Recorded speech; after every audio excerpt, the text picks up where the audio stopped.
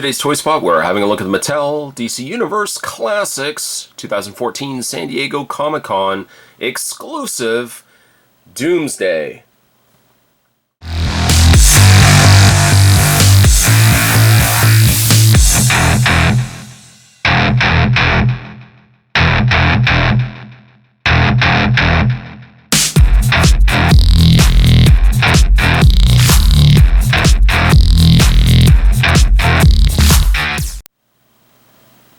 Now, Spot could not make this review possible without a good friend of mine, Tony, from downtown San Diego, that was very nice enough to pick this up for me.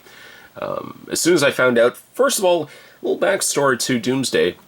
And yes, Spot unfortunately does have a bit of a cold, so I apologize in advance, but I definitely wanted to get this done, sicknesses aside. The Doomsday was actually going to be slated for a subscription figure. Both the masked, as you will, or the unmasked Doomsday were offered up as incentives to subscribe to DC Universe Classics. Spot never subscribed to it, nor really did a lot of people, and unfortunately this figure just kind of fell at wayside and we never thought we'd ever see it again. However, we did get the Doomsday, the containment unit Doomsday, as a release for San Diego Comic-Con 2014. Super cool, and I couldn't wait to get this in the mail. Again, a huge thank you to Tony for sending it to me.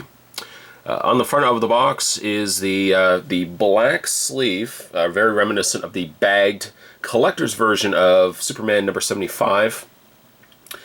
It really serves as a soft spot for Spot that Superman number 75 really represents when I was really into collecting comics. Both the breaking of Batman from Bane, and Nightfall, and of course the fall of the Man of Steel over the course of the coming of Doomsday, funeral for a friend, and then the reign of Superman. That's when Spot was really collecting comics. So like this means a lot to me, having this in my collection. But the box does feature the blood dripping logo from Superman, the Superman emblem here. If I turn around the side of the box, again, just nothing really on the side, but on the back, it says, before his reign of terror on Earth, the Kaladins contained Doomsday inside a ship and cast him out amongst the stars. Destined to float in the abyss for all eternity, when the ship crash-landed and buried itself beneath Earth's surface, Doomsday laid dormant in his prison suit for a number of years before finally punching his way free. Even with one arm still bound in his suits, Doomsday couldn't be stopped from wreaking havoc and destruction across the countryside as he made his way to Metropolis for the ultimate battle with Superman. But as the battle raged on, the prison suit did not do much to contain Doomsday's insatiable bloodlust or his terrifying determination to destroy everything in his path. Now, if you take this box and you open up the flap, inside what you will find an incredible recreation of the cover art for what we saw with the comic cover of Doomsday. First real lead up to the death of Superman. This is an iconic comic cover, and it's nice to see that Mattel took the liberty of giving us a pretty accurate representation of it. Truthfully, yes, the fist isn't really smashing towards it like it was on the comic cover, but still, I mean, going above and beyond. I mean, San Diego Comic-Con exclusives, usually they always go above and beyond, giving us really cool packaging. This definitely is near the top of the list for incredible packaging that we've gotten for a DC Universe Classics figure. Down below it says the beginning of the end, Doomsday, and then we spin around just some artwork there on the side. And on the back, a picture of Doomsday in his containment suit. The read-up on the side is somewhat blocked off by the hose of his suit, but it is actually the exact same read-up that we saw on the main box. Spot is going to take a break, get this opened up. Sickness aside, can't wait to get this opened. When we come back, we're going to get a better look at the San Diego Comic-Con 2014 Signature Collection Doomsday. There's more anyway, guys. Don't go anywhere. Stay tuned. Getting Doomsday out of packaging, he is a beast of a figure. So much so, just to give you guys a scale comparison, you'd think Spot would actually have had a Doomsday. I had my original DC Superheroes Doomsday. Not really quite sure what happened to it, but I do actually have at least a Superman. I don't know where my other main Superman is, but I have the Eradicator. We'll just put him next to Doomsday. You can see how big Doomsday is versus the Eradicator, and it's a pretty good comparison to make. Doomsday, originally I think looking at the images, I feel like Doomsday might have been too big of a figure for like Doomsday. I would imagine should have been like a little bit shorter, maybe like a little head shorter than what we ended up getting. However, reach off camera again, and I bring in, say, the likes of Solomon Grundy. Solomon Grundy, other than he doesn't really have the mass that Doomsday has, but they're really about the same, give or take the same height. Doomsday obviously much wider, but they are roughly about the same height. So yes, truthfully, Doomsday, I think for scale sizing of how he was in the comics, he probably wasn't as tall as what we got in figure form here, though. However, though, if you compare it to the likes of other Collect and Connect figures that we've gotten from DC Universe, Doomsday is a good size to those other figures. So I could have gone with something a little bit smaller, but again, just ever so slightly. But again, Doomsday is a good size. Don't want to take anything away from that. Move Grundy aside, and really I really should get back into re-looking at some of those old DC Universe figures that we had a look at before. Certainly one of these days. As it goes for details, now again, this is Doomsday in his containment suit. Some people would say, oh, well, you know, it's a shame that he couldn't have been released with the completely torn off costume. And I can see what they're saying. However, my argument, if I could make one to that point, is that every time we've ever gotten a Doomsday figure, ever, it's always been Doomsday, you know, fully revealed, fully, you know, outside of his containment suit. We've never really gotten a Doomsday in this design. We might have, but again, like most of those figures for Doomsday have always been an unmasked Doomsday. And don't get me wrong, I'm happy to see now that we are going to be getting the unmasked version of this Doomsday as well, but I'm glad that they gave us the containment suit first. I've always really loved the design of this, of the look of Doomsday before he starts ripping, you know, and his material and his costume starts ripping off. I've really always loved the design of him. So much so that playing Injustice Gods Among Us, I was thrilled when we got ourselves a containment suit Doomsday as a playable character. I love Doomsday. Love, though, really the containment suit just as much. Just because, for me, it represents my childhood. This is how we first really see Doomsday, that seeing it in a figure form is perfect for me. He doesn't have a lot of details to him. Paint-wise, he's really only like this kind of bluish green coloring, and then he's got the darker green in his gloves and his boots, something that will carry over when eventually this gets all torn and ripped off. Containment suit definitely is not really holding back this beast. As you can see, some of the tubes have already been torn off. You know, one of the tubes here have been ripped off completely, and then you've got, you know, the end trails, the remains of the tube dragging behind Doomsday.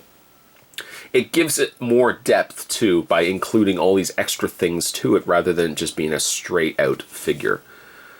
Now I'm looking at this, I'm trying to think to myself, have we actually seen this body be used before? Mattel obviously does like to reuse their molds if and when they can.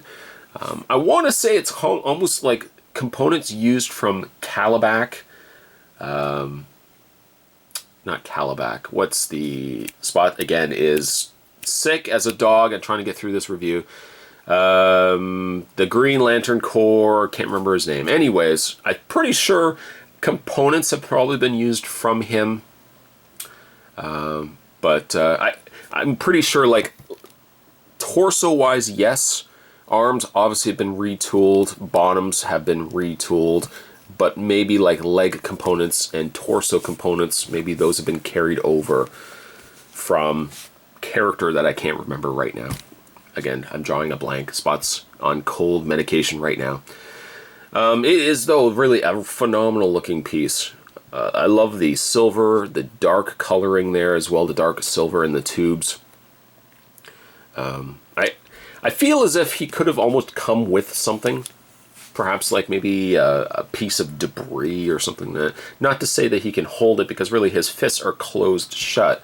You're not really going to be able to have him holding anything.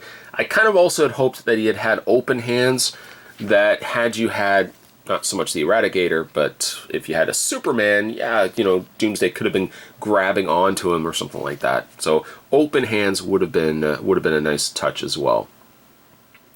For your articulation, Doomsday has what you would come to expect from a larger figure. He does have a ball joint in the head, up and down, left and right.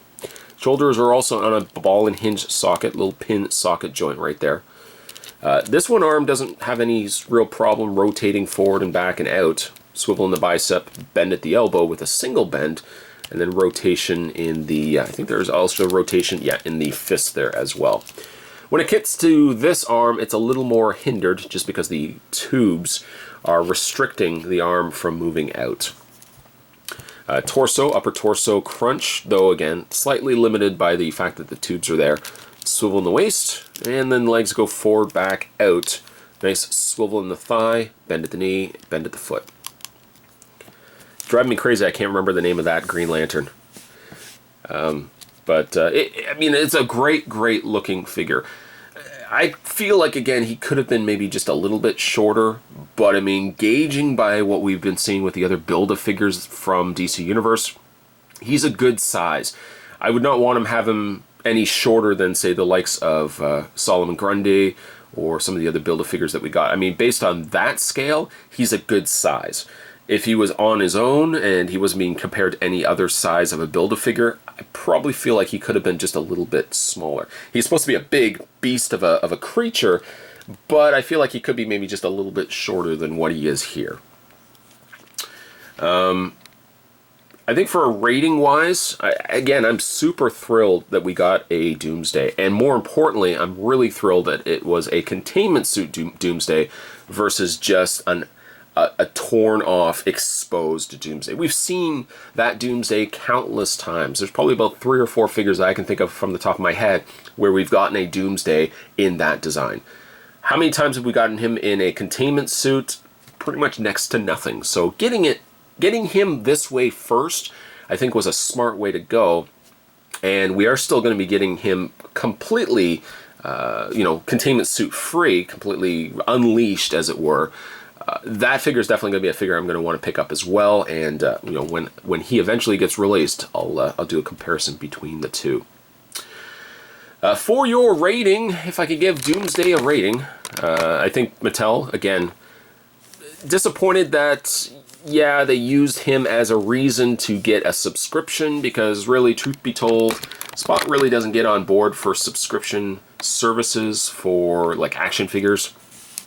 I could probably go on a whole entire rant on my feelings of, like, Masters of the Universe subscription services and DC Universe subscription services, where you're essentially being baited by a figure like this to get figures that you probably don't even want.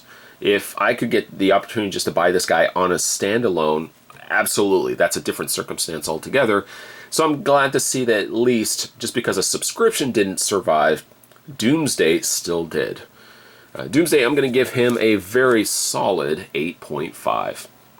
Today's Toy Spot, we were having a look at the Mattel DC Universe San Diego Comic-Con 2014. We were having a look today at Containment Suit Doomsday, as Spot has been battling his cold. Not as vicious as Doomsday battling Superman, but still pretty bad nonetheless. Again, thank you to Tony from who sent this my way. Without you, sir, I could not have probably gotten him. Or I could have probably gotten him, but certainly at a price aftermarket that I think would have been a little more ludicrous. Stay tuned, guys. Spot's going to have more Toy Spots heading your way. As always, thanks for watching. I'll see you next time. Sure enough, Spot's wrapping up this video. It dawns on me. Kilowog, I'm sure, probably has been used from the Kilowog figure that we got from DC Universe as well. Just figured I'd tack that in there. Certainly, thanks for watching, guys. I'll see you next time.